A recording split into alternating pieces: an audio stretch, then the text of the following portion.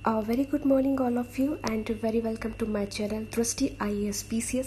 इस वीडियो में हम बात करेंगे साक्षी गर्ग की आंसर राइटिंग के बारे में। इन्होंने बहुत अच्छी आंसर राइटिंग की है। इनका माध्यम हिंदी रहा है, तो चलिए देख लेते हैं।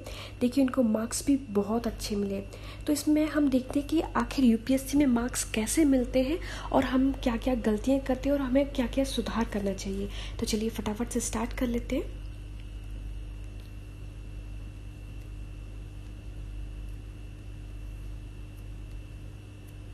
ठीक है, तो ये इनका ऐसे राइटिंग है।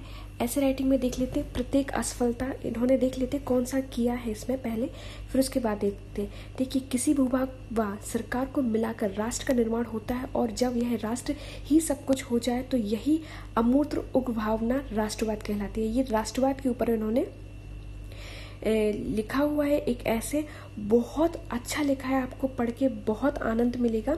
चलिए स्टार्ट करते हैं। देखिए, संक्षेप में कहें तो मैं और मेरा देश की भावना ही राष्ट्रवाद है। इसे दो प्रकारों में बांटा जा सकता है। पहला, जब अपने राष्ट्र के हित में ही सब कुछ राष्ट्र हित की प्राप्ति हो, प्राण न्यौछावर करने की तत्परता हो, और दूसरा तब जब अपने राष्ट्र के हित दूसरे राष्ट्र के हितों के विरुद्ध हो जाए, जहां भावना मानव कल्याण जैसे मुद्दे गौण हो जाए और राष्ट्रवादी प्राण लेने तक को न्यौछावर हो जाए, अर्थात अंध राष्ट्रवाद। यहाँ आप देखिए हर चीज को कितने अच्छे से बैलेंस किया है। रविंद्रनाथ टैगोर ने इस प्रकार देशभक्ति को संकुचित दृष्टि से देखा और अर्थात एक सीमित मानसिकता को भी प्रदर्शित करती है। टैगोर जी के अनुसार संपूर्ण पृथ्वी एक, इससे सीमाओं में बंधा नहीं जा सकता है और मानव किसी व्यक्ति का हित अहित दया करुणा की संवेदनाएं सीमा रेखा से कहीं ऊपर है। आज के दशकों के बाद वैश्विक स्तर पर हो रही उथल पुथल के कारण टैगोर का यह कथन पुनः विश्लेषण का बन गया है। यहाँ मध्य पूर्व सीरिया जैसे देशों में राष्ट्रवाद के नाम पर आतंकवाद को बढ़ावा दिया जा रहा है। बड़े स्तर पर नरसंहार, बलात्कार, शरणार्थी समस्या उत्पन्न हो रही है, तो वहीं यूरोप के देश में अपनी नस्लीय श्रेष्ठता, संसाधनों की बचत के नाम पर सीमाओं पर फेंसिंग कर रहे हैं। जर्मनी द्वारा बनाई गई दीवार तो प्रत्यक्षता देख ऐसी प्रतीत हो रही है जैसे किसी ने मानवता पर पर्दा डाल दिया हो। अमेरिका द्वारा उग्र अंधवाद से अभिभूत होकर पेरिस सम्मेलन जैसे मानवतावादी समझौते से वापसी की घोषणा कर ली गई है। इसी सीमा पर जन्म, नस्ल, धर्म, जाति, रंग के आधार पर आगमन निषिद्ध कर दिया गया है। देश के कोने कोने में राष्ट्रवाद की आड़ में पर्यटकों, राजदूतों के साथ अमानवीय व्यवहार हो रहा है। वर्तमान में हो रही इन घटनाओं के कारण यह प्रश्न स्वाभाविक है कि राष्ट्रवाद बड़ा है या मानवता।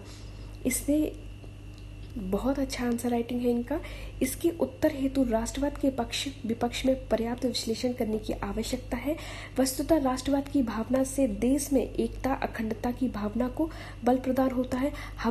हम एक है की भावना पनपती है और इस भावना में इतना बल होता है कि यह किसी भी ताकतवर विदेशी गुलाम को परास्त कर देती है। अर्थात यही राष्ट्रवाद है जिसके कारण संप्रभुता प्राप्त की जा सकती है। परंतु अतीत में हुई घटनाओं के संदर्भ में देखें तो इस राष्ट्रभाव के दुष्प्रभाव प्रकट हुए, जिसका दंश किसी भी महाद्वीप को नहीं अपितु पूरे विश्व को झेलना पड़ता है। राष्ट्रवाद के कारण ही अपने देश का विस्तार करने की भावना को बल मिलता है और इसी की संतान के रूप में उत्पत्ति हुई है उपनिवेशवाद या साम्राज्यवाद की। इस मंतव्य ने अफ्रीका महाद्वीप का बारंबार किया है और वहां के निवासियों को के साथ पशुओं जैसा व्यवहार किया गया है। इसी मंतव्य ने भारत जैसे आत्मनिर्भर, संपन्न, खुशहाल देश को गुलाम बनाया और अकाल, महामारी, भूखमरी, आत्महत्या, कुपोषण जैसी आपदाओं के हवाले कर दिया। राष्ट्रवाद की भावना से प्रेरित होकर मेजनी ने पुलिस नीति का अनुकरण किया। नेपोलियन द्वारा एक फ्रांस की भावना के अंतर्गत ही यूरोपीय राजनीति को बल दिया गया। इसके आगे राष्ट्रवाद ने बिस्मार्क को प्रेरित किया, उनके संपूर्ण यूरोप को शतरंज के गोटियों की तरह अस्त व्यस्त कर दिया। इसी तरह से हिटलर, मुसोलिनी जैसे कट्टरपंथियों का जन्म हुआ और नाजीवाद, फांसीवाद की आड़ में संपूर्ण विश्व को प्रथम व द्वितीय विश्व युद्ध की भयावहता में धकेल दिया। इन युद्धों में लाखों लाख सैनिकों की मौत हुई, महिलाएं विधवा हो गई, बच्चों तक को मार दिया गया। अर्थात यह मानवता की हत्या पर चरम था। आगे सोवियत संघ व अमेरिका द्वारा साम्यवाद व पूंजीवाद की विचारधारा के आधार पर संपूर्ण विश्व को दो गुटों में बांटा गया। शस्त्रीकरण की होड़ लगा दी गई। संपूर्ण राजस्व सैन्य सामग्री में खर्च होने के कारण आम जनता बेरोजगार, भुखमरी, कुपोषण, अकाल जैसी आत्महत्या के शिकार होने लगी। साथ ही पूरा विश्व किसी भी बड़े विनाश के पल पर दम तोड़ता रहा। इन घटनाओं की प्रतिवर्ष वर्तमान की सीरिया आतंकवाद, नरसंहार, यूरोपीय शरणार्थी प्रवेश निषेध, ब्रेक्जिट, पेरिस सम्मेलन आदि की अवहेलना उत्तर कोरिया द्वारा लगाए गए परमाणु बम परीक्षण में देखी जा सकती है। तो अब आपने देखा इन्होंने कितना अच्छे से इसको किया। उसके बाद साथ ही एक बहुत अच्छा यहाँ पर कोटेशन भी लिखा, जहाँ से राष्ट्रवाद शुरू होता है वहीं से मानवता समाप्त हो जाती है। यद्यपि हर सिक्के के दो पहलू होते हैं, राष्ट्रवाद का भी उजला पत्र है। कहा जाता है कि राष्ट्रवाद ने साम्राज्यवाद, उपनिवेशवाद को जन्म दिया है और राष्ट्रवाद ने ही इसका अंत किया है। तो आप देखिए बहुत अच्छे से शब्दों को एकदम संभल के इन्होंने उपयोग किया है सभी शब्दों को, और बहुत ही एकदम नपा तौला आंसर राइटिंग है इनका। नपा तौला इन्होंने निबंध लिखा है, कहा जाए तो इन्होंने बहुत अच्छा निबंध लिखा है। और अब हम इनके मार्क्स देख लेते हैं, इनको किस तरीके से मार्क्स मिले हैं। तो ठीक है, एक बार मैं आपको इधर का लास्ट और बता दूं कंक्लूजन। अर्थात कहा जा सकता है कि राष्ट्रवाद बुरा नहीं है, परंतु अंध राष्ट्रवाद घातक है। राष्ट्रवाद और मानवता में कोई तुलनीय संबंध नहीं है, मानवता सर्वोपरि है।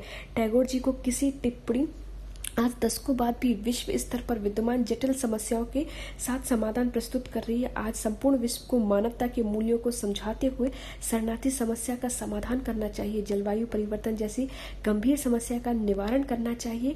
मानवता का कोई विकल्प नहीं है, इसको राष्ट्र की सीमाओं में बांधकर नहीं रखा जा सकता है। और भारत की प्राचीन संपन्न गौरवमयी संस्कृति भी वसुधैव कुटुंबकम की सीख देती है। तो आपने देखा कैसे नपातुला, हिस्ट्री, ज्योग्राफी, वर्ल्ड सबको इन्होंने यहाँ पर समाहित किया, करंट को भी यहाँ पर समाहित किया। तो देखिए भारत की आंतरिक परिस्थितियों का भी उल्लेख कर सकते हैं, जैसे कि ये क्या लिखा है, गोवध पर चल रहा विवाद। इस तरीके के जो करंट है, करंट को भी आपको यहाँ पर इन्वॉल्व करेंगे तो बहुत ही अच्छा, बहुत ही इफेक्टिव आपकी आंसर राइटिंग रहेगी। तो देखिए आप इनको देखिए कि यहाँ पर इनको 135 मार्क्स मिले हैं, वो भी सराहनीय यहाँ पर प्रयास रहा है इनका, बहुत ही अच्छा प्रयास रहा है। ठीक है, तो यहाँ पर इन्होंने गुट निरपेक्ष आंदोलन पर सील समझौता, कांगो सुएज नहर मुद्दे पर संयुक्त राष्ट्र की मदद, फिलिस्तीन, नेपाल भूकंप में सहायता, ऑपरेशन राहत, मतलब जो समय करंट में चल रहा था वो सब कुछ यहाँ पर ऐड किया। यह पूरे विश्व भर के लिए एक प्रत्यक्ष उदाहरण है कि संपूर्ण वैश्विक समुदाय को इस आदर्श का पालन करना चाहिए, जिससे संपूर्ण विश्व में शांति, समृद्धि, खुशहाली, संपन्नता समावेशित हो सके। तो देखिए फिर उसके बाद एक बहुत ही अच्छा से इन्होंने लास्ट में कोटेशन लिख दिया। इस ऐसे में उनको 70 मार्क्स मिले हैं। अच्छा प्रयास रहा है इनका, कोटेशन इनको बहुत ही अच्छा एक रिमार्क मिला है। और भाषाओं को एक और प्रभावशाली बनाए जाने की आवश्यकता है, विशेष तौर पर निष्कर्ष में। तो आपने देखा कितना अच्छा आंसर राइटिंग था। उसके बाद भी यहाँ पर कुछ और हम यहाँ पर एड ऑन कर सकते थे। तो आप जितना अच्छा प्रयास करेंगे, टॉपर्स की कॉपी देखकर, इनकी गलतियों से सीखकर, आपके लिए ये उतना ही लाभदायक सिद्ध होगा। और उसके बाद सेक्शन बी में इन्होंने एक यहाँ पर एक ऐसे इसको सॉल्व किया है, 2022 तक किसानों की आय दोगुना करना एक सपना या हकीकत। ये वाला बहुत ही प्यारा ऐसे है, आप इसको देखिएगा, बहुत मजा आएगा पढ़ने में। कल मैंने टीवी खोली, न्यूज़ चैनल पर चर्चा परिचर्चा का केंद्र बिंदु था किसान। मध्य प्रदेश में कई किसानों ने आत्महत्या कर ली थी। महाराष्ट्र में किसान ऋण माफी हेतु आंदोलन पर थे। उत्तर प्रदेश सरकार को कृषक ऋण माफी के संबंध में घेरा जा रहा था। यहाँ तक कि संसद में भी विवाद का बिंदु ये किसान दुर्दशा बनी हुई थी। यह देखकर मेरे मन में विचार आया कि आखिर संपूर्ण देश का पेट भरने वाला कृषक आज बेचारा क्यों कहलाता है? वह स्वयं अपना पेट भरने में क्यों असमर्थ है? क्या सरकार कुछ करती नहीं है? तभी मेरे एक मित्र ने व्यंग किया, सरकार 2022 तक इन किसानों की आय दोगुना कर देगी। उसका व्यंग सुनकर मुझे भी लगा कि यह एक सपना मात्र है या फिर वास्तव में इसे हकीकत में बदला जा सकता है। उपरोक्त प्रश्न का उत्तर देते हुए क्रमवार विश्लेषण की आवश्यकता है। वस्तुतः इससे सबसे पहले यह जानना जरूरी है कि कृषक भाइयों की समस्याएं क्या है। तो यहाँ पर उन्होंने सबसे पहले कृषक भाइयों की समस्याओं पर जोर डाला। यहाँ पर मैं आपको थोड़ा सा ये बताना चाहती हूँ, देखिए कितने अच्छे से ये लिखा गया, ऐसा लगा कि जैसे हम कोई नोवेल पढ़ रहे हैं, कोई कहानी पढ़ रहे हैं। तो इस तरीके से एक इंटरेस्ट जगा, आपको भी बहुत अच्छा लगा। तो जैसे ही आपको इंटरेस्ट जगा वैसे ही दूसरों को भी इसमें इंटरेस्ट जग सकता है अगर आप इस तरीके से लिखेंगे। तो मैं इस वीडियो में आपको इतना ही बताना चाहती हूँ कि आपको कैसे शुरुआत करनी है, क्या करना है। तो यहाँ पर आप देखिए इनकी जो भी करंट से रिलेटेड समस्याएं, आप यहाँ पर वो सारी समस्याओं को इस पर लिखिए, ठीक है। सारी समस्या जो करंट से रिलेटेड है आप लिखेंगे, और उसके बाद जब हम आंसर राइटिंग करते हैं तो हमें पता होता है इसमें हमें हिस्ट्री, ज्योग्राफी, पॉलिटी, करंट सबका एक उचित समावेश होना चाहिए। एक ऐसे पढ़ने पर कि किसी का पढ़ना भारी ना हो, और शब्दों का भी इतना अच्छा उपयोग होना चाहिए कि आंसर जो हम लिख रहे हैं हमें लिखने में मजा आए, और उससे ज़्यादा मज़ा उसको आए जो पढ़ रहा है। तभी एग्जामिनर खुश होकर आपको बहुत अच्छे मार्क्स देता है। देखिए इनको 135 मार्क्स मिले हैं, जो कि हिंदी मीडियम के लिए बहुत अच्छे मार्क्स हैं।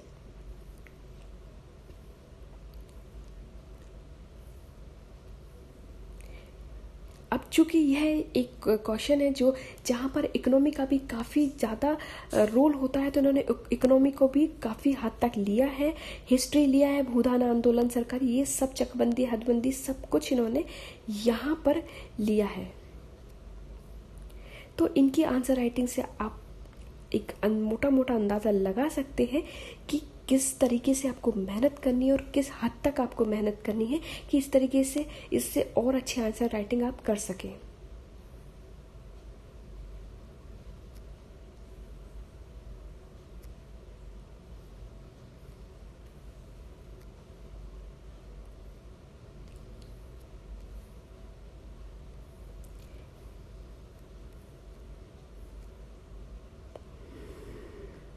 ठीक है, इसमें अब हम देख लेते हैं कि इनको क्या मिला है। तो इनको रिमार्क मिला है, विषय वस्तु को थोड़ा और समावेशी बनाए जाने की आवश्यकता है, ठीक है। और इनको 65 मार्क्स मिले हैं, पहले इनको 70, उसके बाद 65 मार्क्स मिले हैं।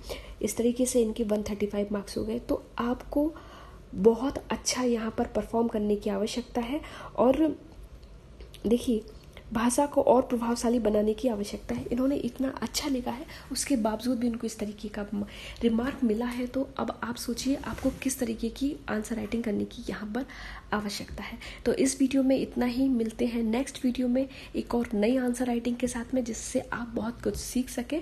और आपके एग्ज़ाम के लिए अभी से बेस्ट ऑफ लक। बहुत ज़ोर से मेहनत कीजिएगा, बहुत मेहनत कीजिएगा, पहली बार में ही सफल होइएगा। So thank you and thanks for watching and stay connected. Thank you.